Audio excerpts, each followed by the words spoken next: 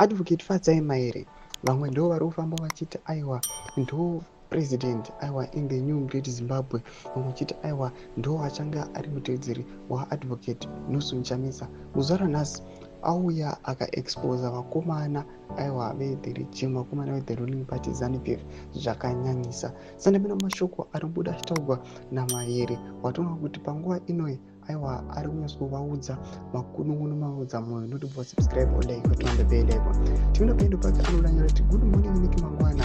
Number 1, are you aware that every year since 2018 Mr. Idi Mnangagwa has broken the poor ground? It will get on the premise that this or that project will solve the power challenges. Number 2, do you consider that none of those projects has been successful and the power crisis is getting worse by the day? Number 3, how can you shamelessly start another solar power project when the looted Kwanda solar project is failed to take off? Do you remember that government paid over $5 million for a check that was meant to be a solar farm? Will that money ever be returned?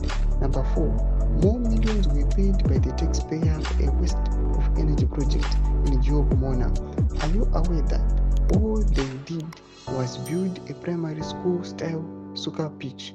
How will the new gimmick to be different?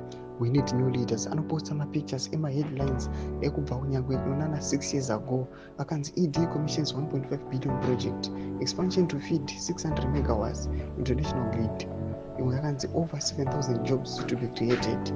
Ndo nawe inobuda itaugwa naAdvocate Fadzai Maire achiuya achislama the regime achiti aiwa kana izvezvi tiona mapower crisis achitowedzera kubva kunana 2018. Saka zvizvi zvamunozama kupresenta muri kuti mutungamiri wenyika anenge achinoiteiko kuhwange ikoko. Tudze mafundo enyu kuti kudii pamusoro pechitiko ichi. Pinda comment section medu, subscribe or like, chinotonga bell icon.